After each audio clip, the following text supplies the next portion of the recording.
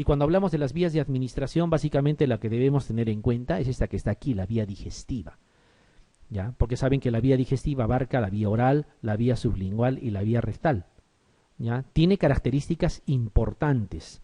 De este cuadrito que vamos a discutir y vamos a conversar en este momento, vamos a sacar muchas conclusiones. Vayamos. Estamos hablando de vía digestiva y estamos comentando lo que es absorción.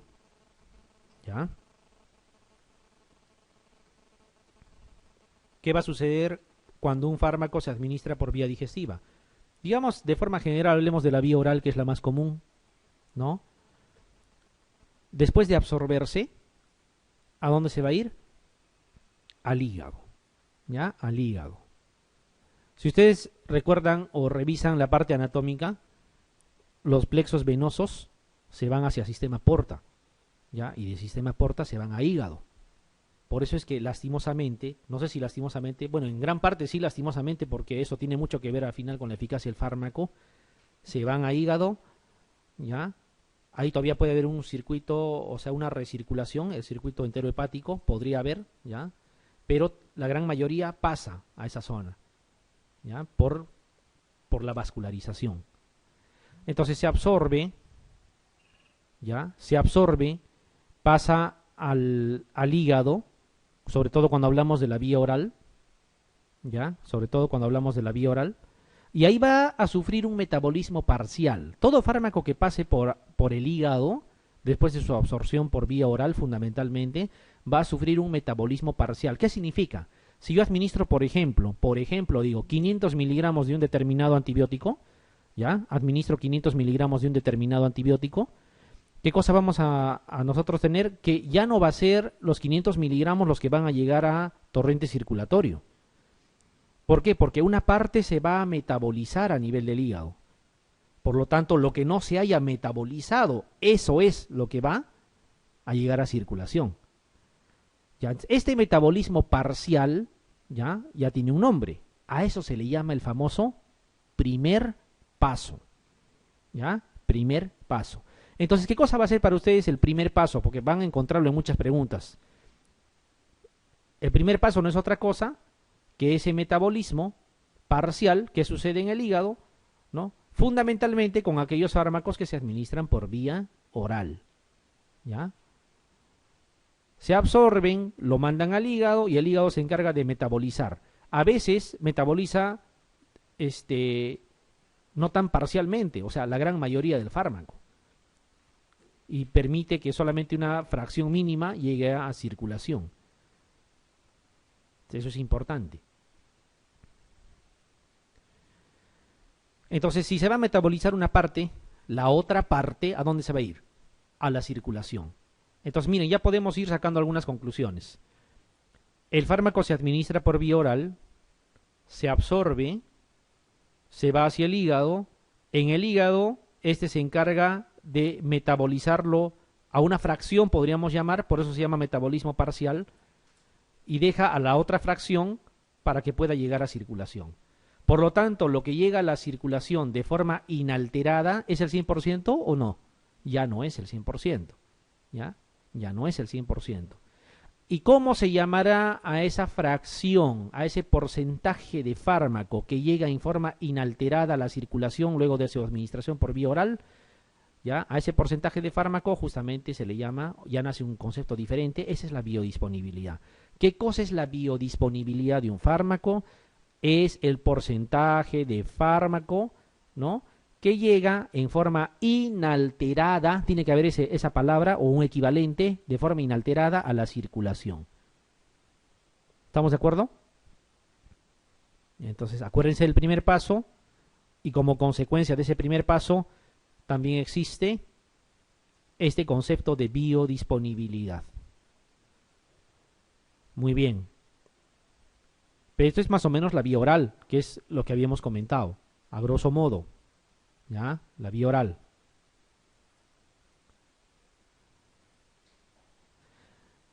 Existe la vía rectal. La vía rectal tiene una característica. Ese plexo venoso que está a nivel de la ampolla rectal, una parte evade el sistema porta y una parte no. Por lo tanto, ¿qué cosas pueden concluir si decimos que un fármaco se puede administrar por vía rectal? Que puede evadir parcialmente el primer paso. Pregunta de examen. ¿Cuál de las siguientes vías evade parcialmente el primer paso? Y es la vía rectal. ¿Ya? La vía rectal. ¿Hacia dónde metastasizan la mayoría de los cánceres? Al hígado, ¿no es cierto? Por eso es que el principal cáncer a nivel del hígado es el cáncer secundario. Usted se encuentra un cáncer hepático, deben de sospechar de que es secundario, no es primario. ¿Ya? O sea, ha venido de algún otro lado. ¿Ya? Y justamente hay otra pregunta que tiene mucho que ver con esto, ¿ya? Que por ahí lo van a encontrar, seguro la van a desarrollar en algún momento, que les dice, un cáncer primario de una de las siguientes ubicaciones, normalmente no metastasiza hígado. Y es justamente el cáncer rectal, se puede ir directo, por ejemplo, a pulmón, por la característica anatómica que tiene. Funciona tanto para los fármacos, para la metástasis, para todo lo demás. ¿Ya?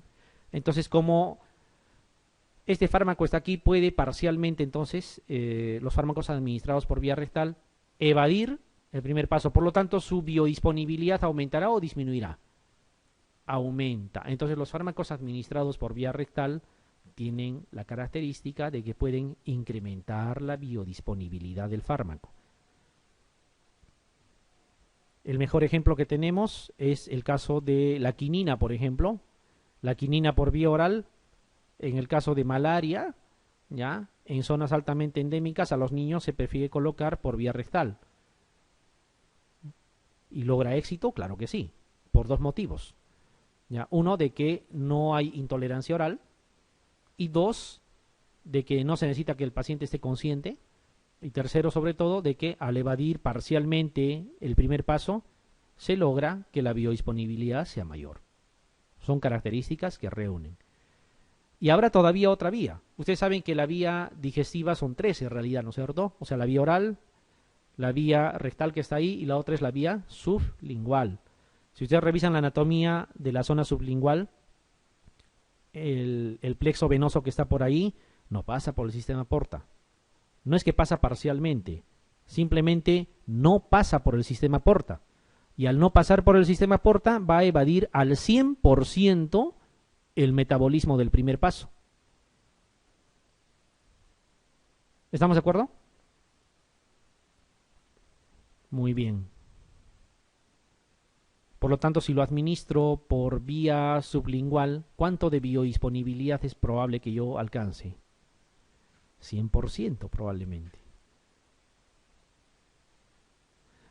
Y también el espesor de la mucosa es corto, está abundantemente irrigado y hace que rápidamente se absorba. Por eso es que se prefiere muchas veces en las emergencias, sobre todo cuando queremos bajar la presión rápidamente, utilizar la vía sublingual. Esa es una de las características. Lo mismo cuando usan nitroglicerina, ¿no? Para el caso de las anginas, por ejemplo. Muy bien. ¿Se entiende esto? Ya. Sin embargo, habrá otras vías, pues, como en el caso de la vía endovenosa y endoarterial fundamentalmente, que directamente van a la circulación. Aquí no hay absorción, ¿no? Aquí no hay absorción. Aquí tú administras por vía endovenosa o administras por vía endoarterial y el fármaco directamente entra en circulación. El efecto es de inmediato y no hay esa situación de que parte nada más está llegando. ¿Ya? Aquí no hay absorción entonces. Bien, aquí hay otro concepto dentro del primer paso. Están viendo ahí citocromo P450, es otra de las cosas que acostumbran preguntar. ¿Ya?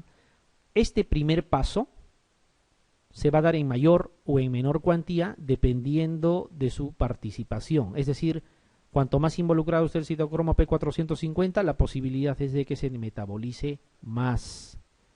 ¿Ya? La posibilidad es que se metabolice más. Entonces, ¿qué cosa hace el citocromo P450?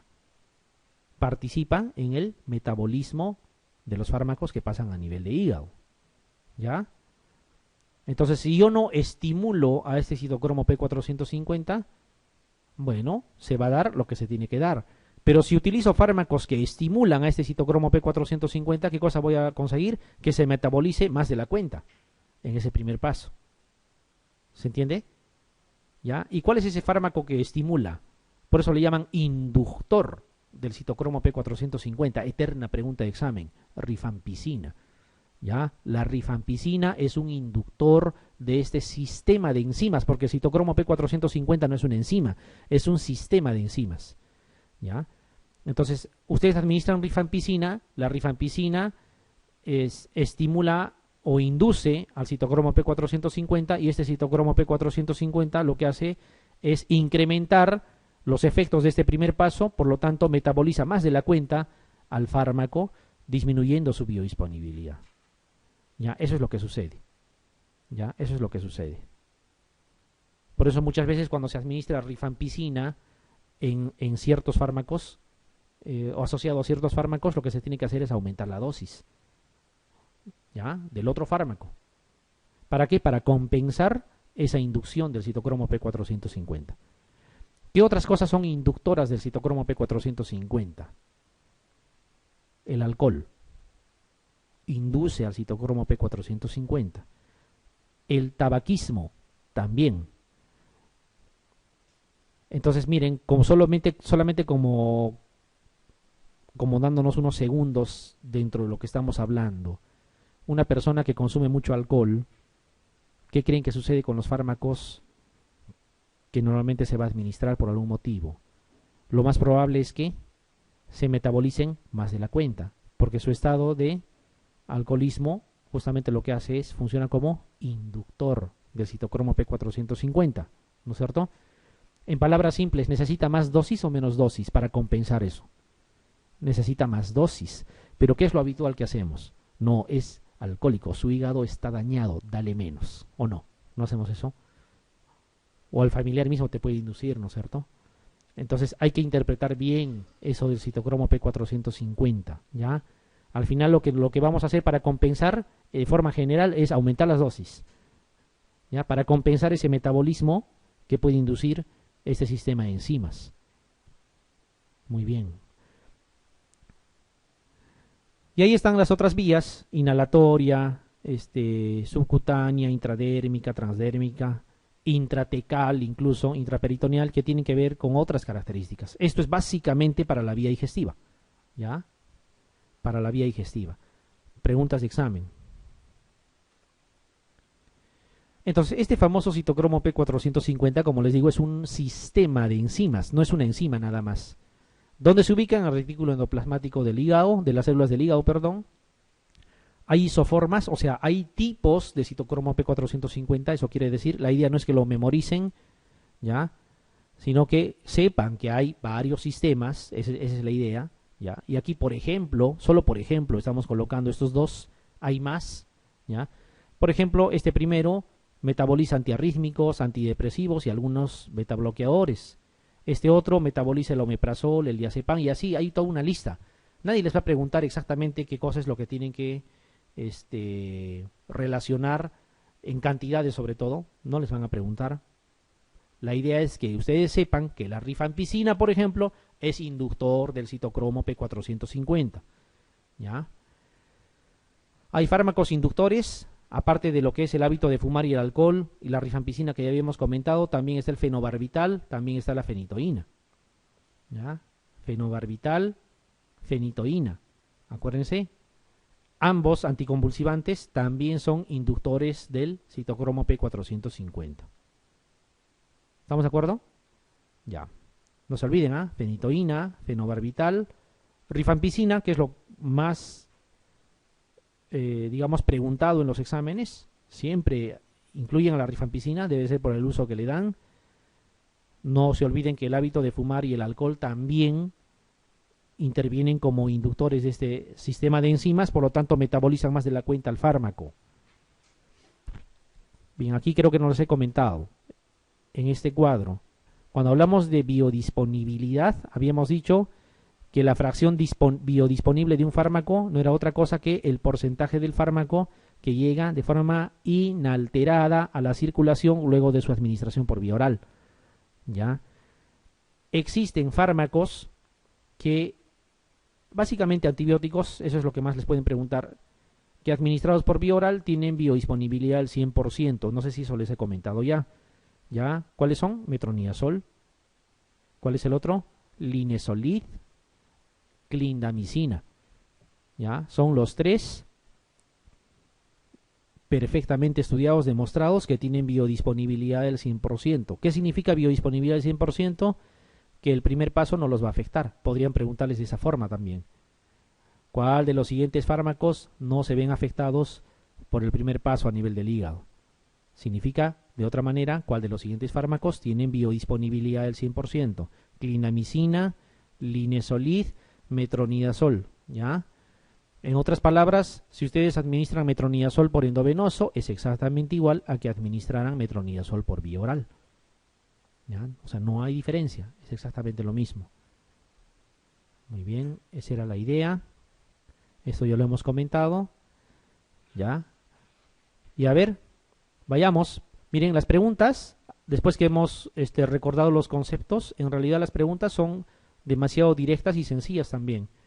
Acá dice, por ejemplo, en los fármacos administrados por vía oral, el metabolismo parcial de los mismos, conocido como el primer paso, se lleva a cabo en. No están alternativas por demás fuera de contexto, ¿no? Estómago, yeyuno, páncreas, dice pulmón. Sabemos que la respuesta es hígado. A nivel de los hepatocitos en el retículo endoplasmático, ¿no es cierto? Muy bien. Este de aquí. Pregunta Mir. Creo que ha sido 2009 o 2010, no recuerdo bien. Dice, ¿cuál de los siguientes antibióticos es el que puede generar un mayor número de interacciones medicamentosas? Como les digo, hay formas de preguntar. Están en el examen ustedes y están enfrentando esta pregunta. ¿Cómo lo harían?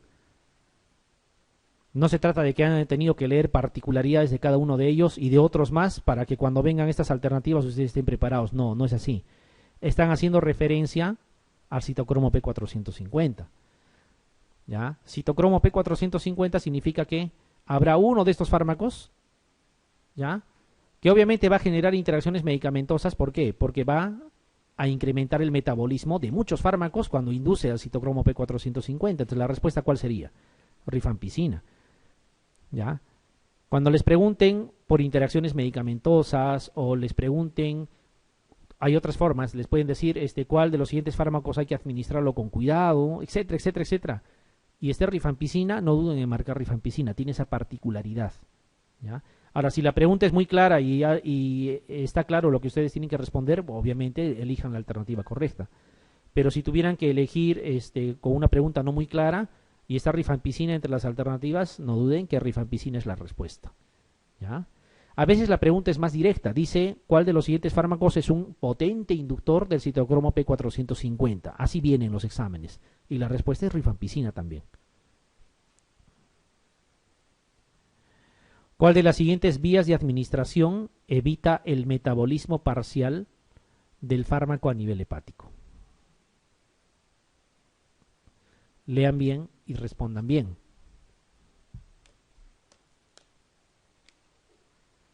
Obviamente no es ninguna ni todas, ¿no es cierto? Les queda oral, rectal y sublingual. Oral lo descartamos, ¿no es cierto? ¿Es rectal o sublingual? Miren, no dice evita parcialmente el metabolismo. Dice evita el metabolismo parcial. Podría decir aquí evita el metabolismo nada más. Metabolismo parcial hace referencia a una sola cosa, a ese primer paso. Sería como que dijeran evita el primer paso. ¿Es absoluto o no? A ver qué dicen. Porque si les dijera evita parcialmente el metabolismo del primer paso, esa sería otra pregunta. ¿Ya? Acá dice que evita, o sea, en general. ¿Y cuál es la vía de administración que francamente evita el primer paso? Así es. Entonces tengan cuidado. O sea, preguntas sencillas hay que mirarlas bien. Nos puede conducir a error. Fíjense, esta otra de acá dice, ¿en cuál de las siguientes vías de administración de fármacos no existe absorción? No existe absorción, no existe paso a nivel de epitelios. O sea, les pueden preguntar, es una forma de preguntar, por ejemplo, la misma pregunta que les dicen, ¿cuál de las siguientes es una vía ¿Qué les digo? De repente, ¿cuál de las siguientes es una vía de tipo indirecta? De repente les pueden preguntar. O sea, hay formas de preguntar. Suponiendo que están en el examen, y ustedes saben que los intra hace referencia a un tipo de vía, ¿no es cierto? Intra, intra, intra, intra, y aquí tienen vía oral. Ya, vamos a ver. Dice, no existe absorción. ¿Para que no exista absorción, qué cosa sucede?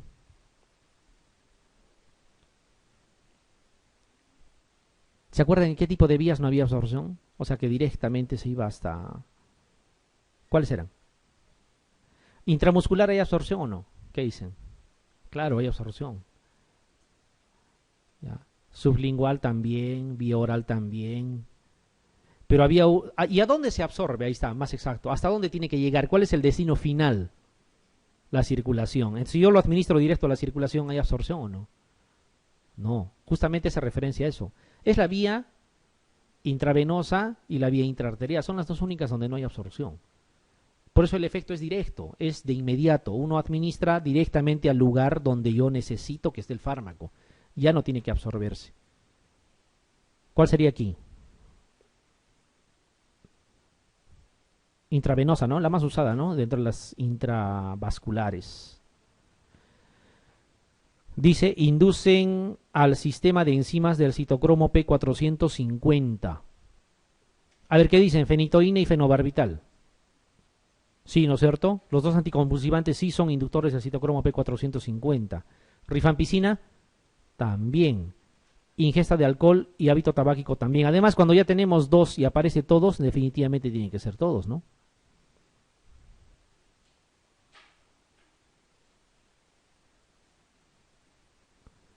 Muy bien, respiren un poco. Seguimos avanzando, seguimos entrando en la parte interesante. La parte aburrida está dejando. ¿Qué cosa les estoy mostrando ahí? Claro, ahí dice curva concentración tiempo. Ya, esto es válido para todos los fármacos y donde más ustedes van a poder aplicar eso es en antibióticos. Ya, cuando usen antibióticos es donde más ustedes pueden aplicar, intuir algunas situaciones de este tipo. A ver, yo les voy a ir preguntando si más o menos las cosas han quedado claras. Si yo les digo, por ejemplo, vida media, ¿qué término es? ¿Farmacocinético o farmacodinámico? Piensen, ¿ah? ¿Qué cosa era farmacocinética? Era el movimiento nada más del fármaco en el organismo. Desde que ingresa, se absorbe, se distribuye, ¿no? Y al final se elimina. Y cuando hablábamos de farmacodinamia era relacionados con el efecto, ¿no? Con el efecto terapéutico, relacionados con la potencia, relacionados con la eficacia, o sea, con el objetivo de haber administrado. A ver, si yo les digo vida media, ¿con qué cosa está relacionado? Con la eliminación del fármaco. Entonces, ¿qué será un concepto de qué tipo? Farmacocinético. Pero si les digo, por ejemplo, área bajo la curva, ya no les voy a complicar más. Les voy a decir concentración inhibitoria mínima. Ahí está, mejor todavía. Concentración inhibitoria mínima. ¿Con qué cosa está relacionado más? ¿Farmacocinética o farmacodinamia? Farmacodinamia, porque hablo de concentración inhibitoria mínima. Ya estoy hablando de inhibir a las bacterias, o sea, estoy hablando de efecto. ¿Por qué les hago esa pregunta? Porque al inicio lo hemos comentado, pero es importante que ustedes permanentemente lo puedan reconocer. Ya, bueno, lo cierto, regresando al cuadro que estamos mostrando. Esta curva es típica, concentración en el eje de las, ¿cómo se llama esto? ¿Ordenadas o abscisas? Ordenadas, ¿no es cierto? Y este es el eje de las abscisas, ya, X, Y si quieren, ¿no? Bueno, lo cierto es que en el eje de las abscisas se grafica tiempo y en el eje de las ordenadas se grafica concentración. Por eso se llama curva concentración-tiempo. Todo fármaco administrado, y dentro de ello los antibióticos, describen esa curva que está de color amarillo. ¿Ya? O sea, yo administro el fármaco, ¿ya? Irá llegando a circulación, hay un momento en que va a tener una concentración máxima, porque esto no es infinito, ¿no es cierto? Va a llegar hasta lo máximo que puede llegar, si es que así le queremos llamar, y luego tiene que ir descendiendo, necesariamente tiene que ir descendiendo, ¿ya? Y lo hará a través del tiempo, ¿ya?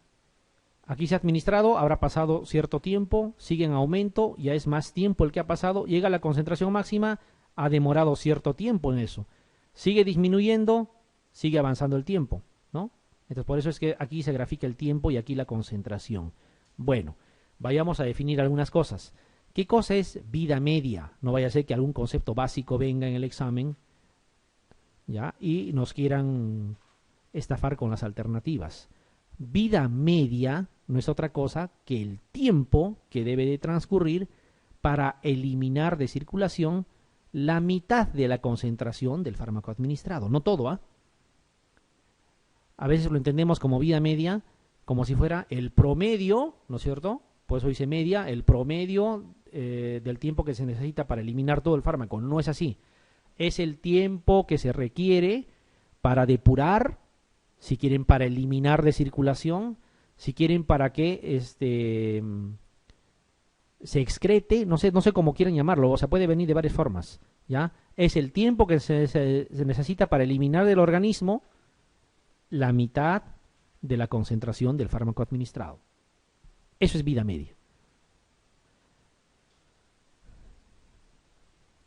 ¿Qué cosa es concentración inhibitoria mínima? Que a veces viene como MIC, M-I-C, ¿no es cierto? MIC. ¿Qué cosa es la concentración inhibitoria mínima? Es la mínima concentración, como su nombre lo indica, que se requiere de un determinado antimicrobiano para lograr ¿qué cosa? ¿La muerte celular de las bacterias? No. Para inhibir la replicación bacteriana. Y solamente voy a inhibir la replicación. ¿Qué será entonces? ¿Bactericida o bacteriostático? Es bacteriostático. Ese concepto es bacteriostático, no es bactericida.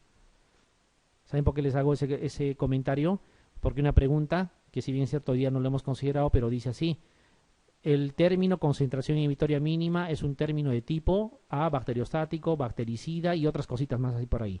Y el término es bacteriostático porque habla de concentración para inhibir la replicación, nada más. ¿Ya? Muy bien.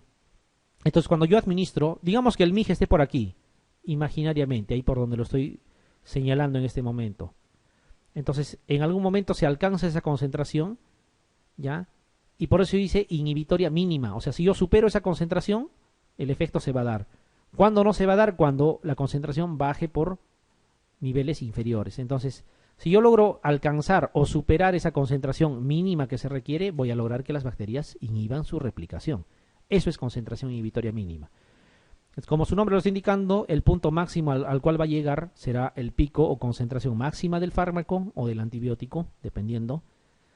¿Ya? Lo que este gráfico va a describir en la parte inferior se llamará área bajo la curva. ¿Ya? Ahí está un área bajo la curva. ¿Ya? Y son los parámetros que nosotros vamos a utilizar, van a darse cuenta. ¿Ya? No se olviden de ese término. Biodisponibilidad, ¿qué cosa era? Era la fracción inalterada de fármaco que llega a circulación. No se olviden de esto que estamos comentando, ¿ah? Lo vamos a volver a tocar. Una de las formas es, y por eso les mostrábamos el gráfico, una de las formas, diríamos, que se puede, con las que se puede determinar la biodisponibilidad es esto: área bajo la curva que se obtiene por vía oral dividido entre área bajo la curva que se obtiene al administrarlo por vía endovenosa. ¿Por qué creen? A ver, cuando yo administro por vía endovenosa, ¿qué porcentaje del fármaco va a llegar? El 100%. No es otra cosa que el mismo porcentaje aquí, ¿no es cierto? Es el mismo porcentaje. ¿Ya? Solamente para que no se confundan, porque hay veces que así viene, preguntas así enunciados de esta forma, y uno puede, digamos, si no le presta mucha atención, puede pensar que se trata de una cosa más complicada, en realidad no lo es. A ver, vayamos a resolver preguntas de las que acostumbran venir. Dice: si la biodisponibilidad de un fármaco es de 75%, ¿cuál de las siguientes afirmaciones es cierta? ¿Qué marcarían ahí?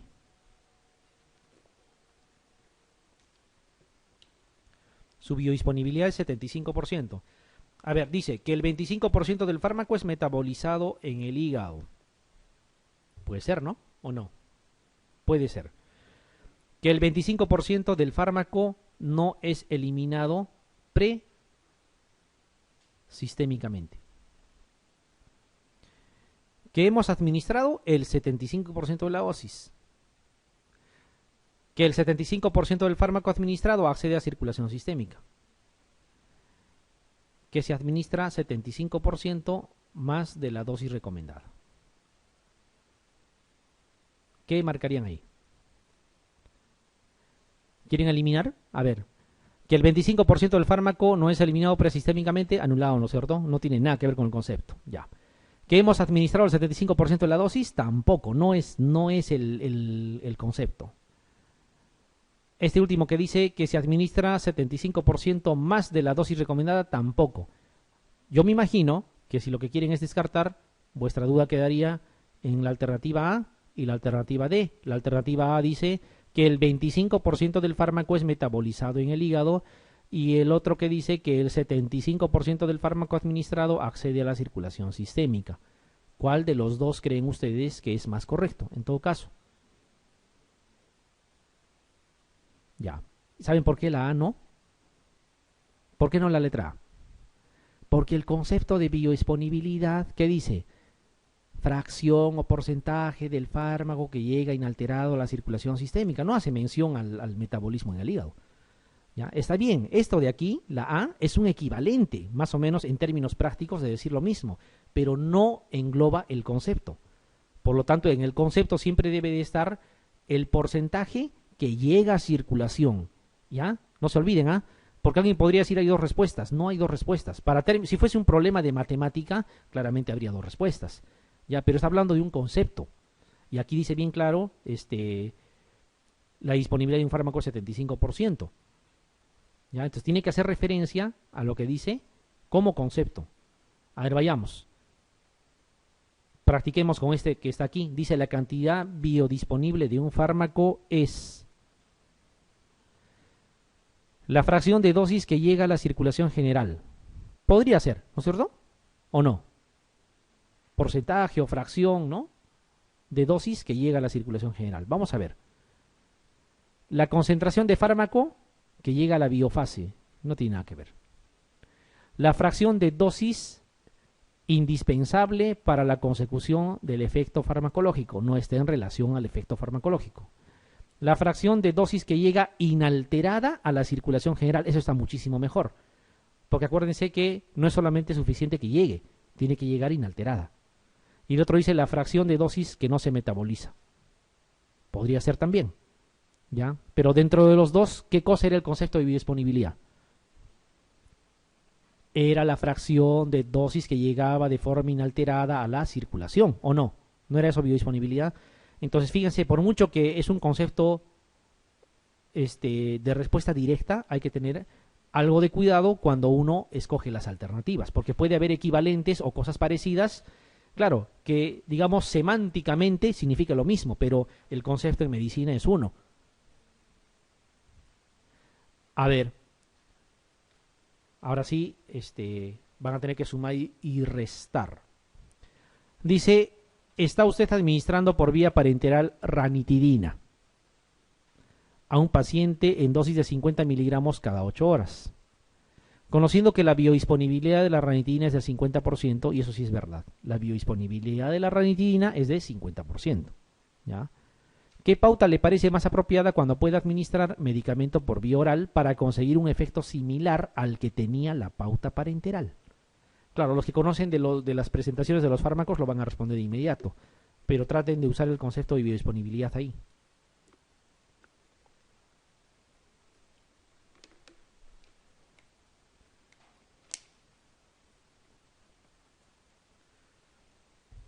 A ver, lo analizamos así. Si yo estoy administrando 50 miligramos cada 8 horas y estoy usando la vía parenteral, la ranitidina por vía parenteral es por vía venosa, ¿no es cierto? Ya, estoy administrando 50 miligramos cada 8 horas. ¿Al día cuánto le estoy dando? 150 miligramos. ¿Y cuánto lo está usando el paciente? 150 miligramos, ¿no es cierto? Porque todo lo que le administro lo está usando. Perfecto. Entonces, significa que yo voy a cambiar ¿a qué cosa? A la vía oral. Y con la vía oral tengo que modificar la dosis para lograr el mismo efecto. Y para lograr el mismo efecto yo necesito que llegue a la circulación, ¿cuánto? También 150 miligramos en todo el día. Yo sé que la biodisponibilidad es 50%. ¿Qué significa? Significa que de lo que administro, solamente el 50% o la mitad llega. Si yo quiero que llegue 150, ¿cuánto debo de administrar? Si yo sé que la mitad nomás llega. El doble, ¿no es cierto? ¿O no? Entonces, ¿cuánto tendría que escoger de aquí? 100 cada 24 o 50 cada 12, dice. No va a llegar, ¿no es cierto? 300 cada 24 o 150 cada 12. Eso sí va a sumar lo mismo, ¿no es cierto? Si doy 300 con la disponibilidad de 50, ¿cuánto va a llegar? 150, que es justamente lo que necesito. Y si administro 150 cada 12 durante el día, voy a administrar 300 también. O si quieren, va a llegar 75 en la primera y 75 en la segunda, va a ser lo mismo. Y sumados va a dar el 150 total que hay aquí. Los demás, si se dan cuenta, si ustedes observan las dosis, tampoco van a cumplir. ¿Ya? Por eso es que existe ranitidina de 300 miligramos para dar una sola vez al día. Por eso es que existe ranitidina de 50 miligramos que ustedes dan endovenoso cada 8 horas. Y por eso existe ranitidina de 150 que sea cada 12. Tiene que ver con el concepto de biodisponibilidad. ¿Están de acuerdo que es la alternativa B? Sí está claro, ¿no? Ya, muy bien. Ya, ahora sí, esto lo hacen ustedes. Tómense su tiempo. Dice, se administran 500 miligramos de un antibiótico por vía oral. 140 miligramos se metabolizan en el primer paso. ¿Cuál es la biodisponibilidad por vía oral de este fármaco? Fácil. ¿Qué cosa van a hacer? Ya, administramos 500 miligramos. ¿Estamos de acuerdo? Ya. Dice que en el primer paso, o sea, a nivel del hígado, se van a metabolizar ¿cuánto? 140 miligramos. Por lo tanto, ya no va a llegar a circulación los 500 miligramos. Habrá que restarle justamente 140. ¿Cuánto queda? 360. O sea, lo que llega es 360. Ustedes lo que tienen que, digamos, determinar es qué porcentaje representa esos 360 de la dosis inicial de 500. ¿Cuánto es? Así es. ¿No? O sea, lo que han hecho es 500 miligramos, 140 se va a quedar en el primer paso, por lo tanto lo que va a llegar es 360. Y de esos 360 que va a llegar a circulación, ustedes tienen que determinar simplemente un porcentaje, 360 entre 500. 0,72, que es lo mismo decir 72%. ¿No? Así de sencillo. Puede venir de esta forma también, ¿no? Y sería valedero si viene una pregunta así. O sea, puede venir preguntándoles por el concepto de forma teórica, o puede venir algo para que ustedes apliquen el concepto, ¿no? Y puedan así, de manera directa de repente, dar una respuesta.